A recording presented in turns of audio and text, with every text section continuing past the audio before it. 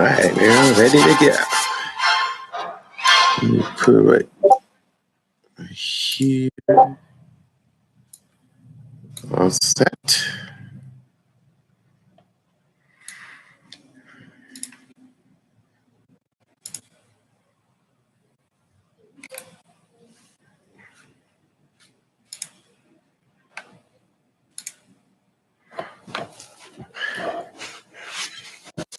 Set.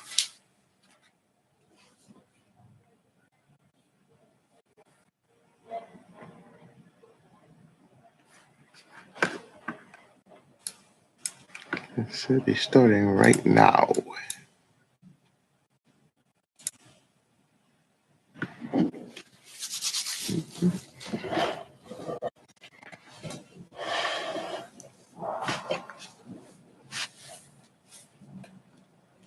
Yep, it's time.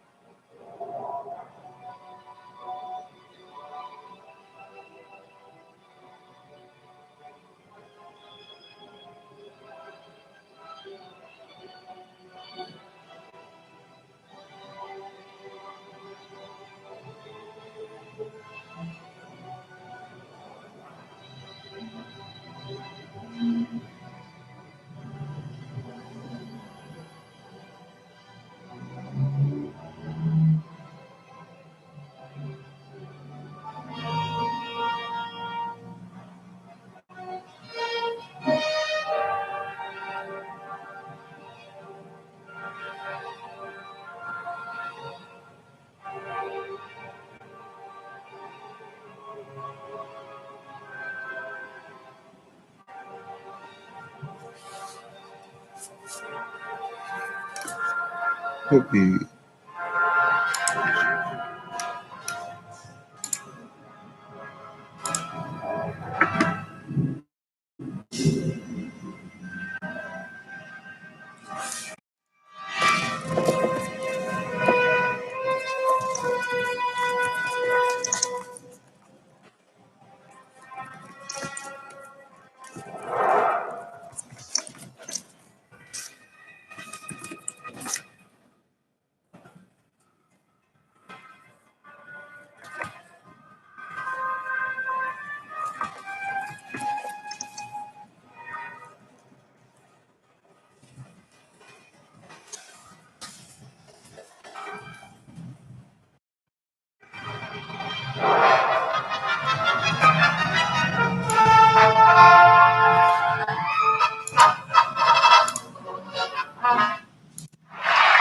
All right, starting.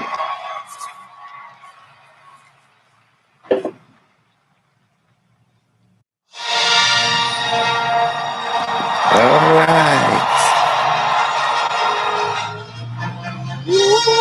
Star Wars Celebration. On your feet. And please welcome our host, Mr. Stephen Colbert. All right. Stephen Colbert starts thing.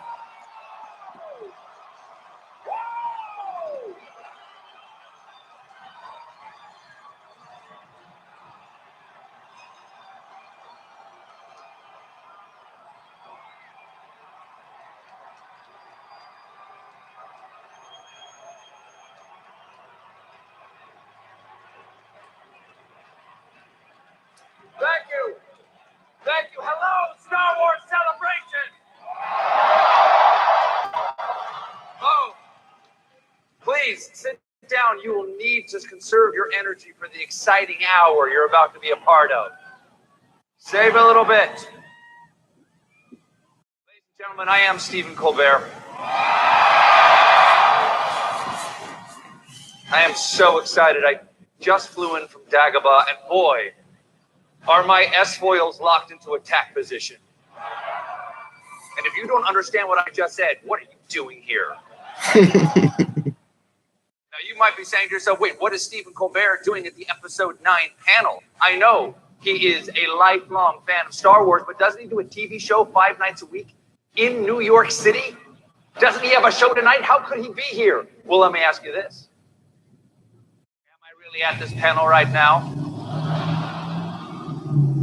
Isn't it just as likely I'm in lotus position on the roof of the Ed Sullivan Theater, force projecting myself onto the stage right now? That's right. There's no way of knowing. Go ahead, try to strike me down. I will become more powerful. He tried.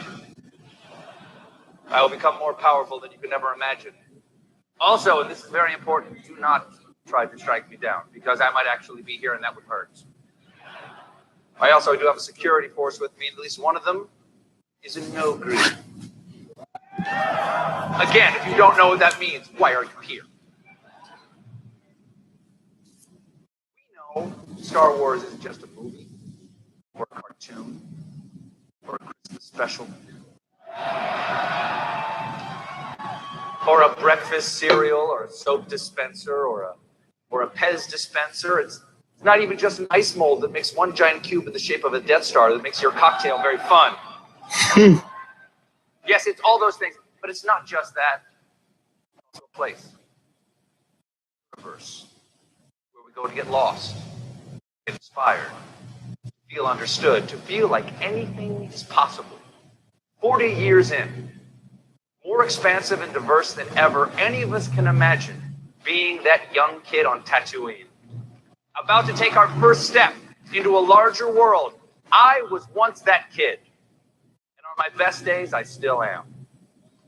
Now, a few months ago, my friend, J.J. Abrams, Padre, my Soul Cycle emergency contact, called me up and he said, Steve, would you do me a favor? And I said, of course. Why? Because again, he's my friend, and I like to repeat that every so often. But he's also a creative genius who understands the spirit and the joy of science fiction. Perhaps most importantly, because he let me visit the Episode 9 set. I know things.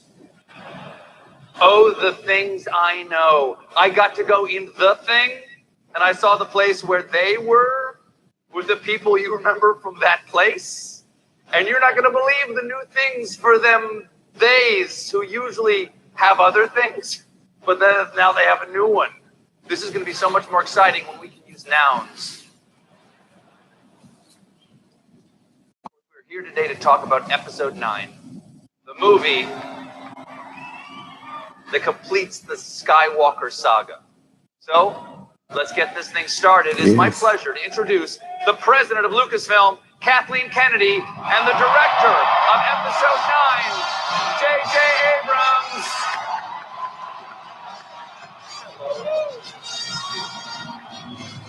Sir.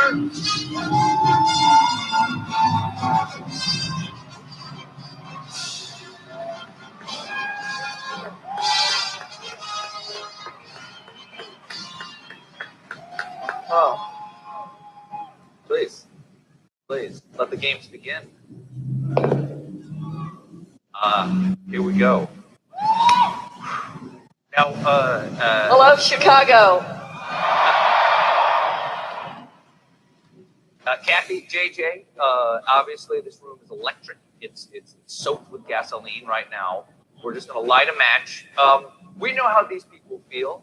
They are just on the edge of their seats with anticipation. What is it like for you, for the people who have created this film, to have that first moment of revelation, like the things that you know you're going to give to the audience today, the things they're going to learn?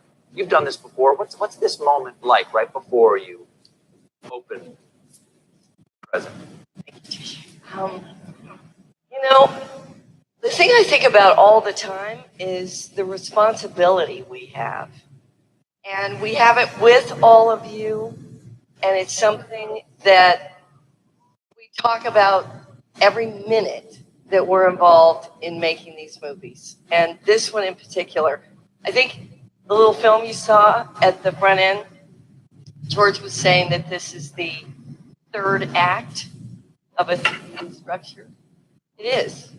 That's exactly what it is. And we've immersed ourselves in everything George created, talked about it endlessly, and we're so excited because I think what you're going to end up seeing, you're going to be so happy with.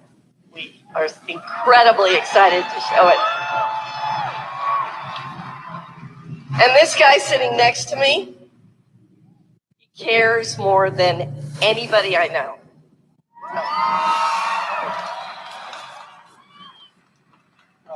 Well, first of all, thank you all for coming. This is unbelievable to be here with you.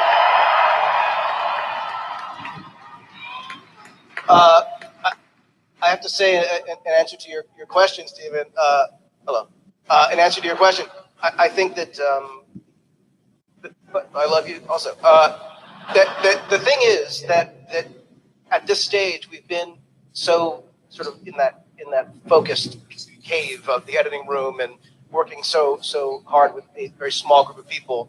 And you're aware, of course, what Star Wars means to so many outside of those rooms. But to come here and to have this kind of warm reception and to be physically, viscerally reminded of what it means is the most amazing and exciting shot in the arm. And like Kathy said, we cannot wait for you to see what we're cooking up. Okay, so with that in mind, where are you in production right now? Well, we're editing and we're doing visual effects. When you wrap a movie like this, as you all know and can imagine, the directing doesn't stop, the story creation doesn't stop. So you keep. They actually love each other. They love each other. It's the greatest thing in the world. The process continues, and so we're editing, and things are going pretty well so far. Well, Kathy, as you were saying, this is the final movie of a 9-movie arc. What's that like? That's unprecedented in filmmaking to have this one story, over this period of time. As you said, the third, three act plays, as it were. Yeah, it is. And I think that what's also fascinating is it's over 40 years. So the context that George was working within, it's 40 years later. And to keep this relevant and meaningful to the characters and to the people experiencing this story, it has to feel like it's of its time. And I think that what we've done is we've taken to heart everything that inspired George. And then I think the inspiration that JJ's brought to this has given it even more depth. Also, this movie, in addition to being the end of 3 trilogies, it also needs to work as its own movie. And that's been part of the fun of it, part of the challenge of it.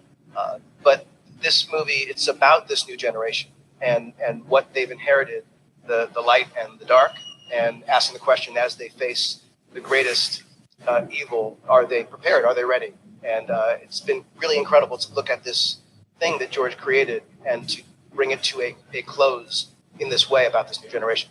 It is so hard to sit here next to you and hear you say the greatest evil without going, and who is? What is? Can you give us any hint? Kathy? Okay, moving on. I was lucky enough to interview Carrie Fisher a few times, and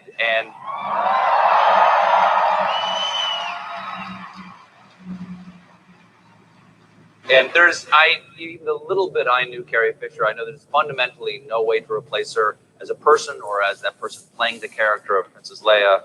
How did you approach filling the void left by Carrie in this movie? Well, as I've said, we couldn't. And as Chris Terrio, the co-writer, and Kathy and Michelle Rejwan, producers, we all talked about how to move on. I mean, she was best. She was glorious. She was amazing. And we all just loved her. And I knew her for many years before as well. Episode 7. She was the greatest. It was impossible. There was no way. What are you going to do?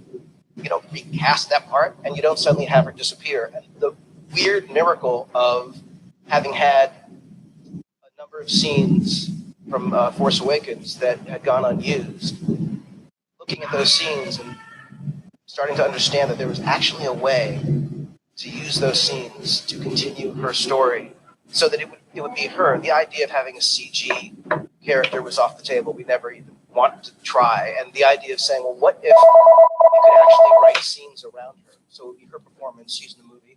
And the crazy thing is, and I say this, like emotionally, it's every day it hits me that she's not here. But it's so surreal because we're working with her still, if that makes sense. She's in scenes. She's so alive in scenes. And the craziest part is how not crazy it feels. She is there in these scenes. In some scenes with Billy, her daughter, who is in the movie as well. And it's just Princess Leia lives in this film in a way that is kind of mind-blowing to me. Are there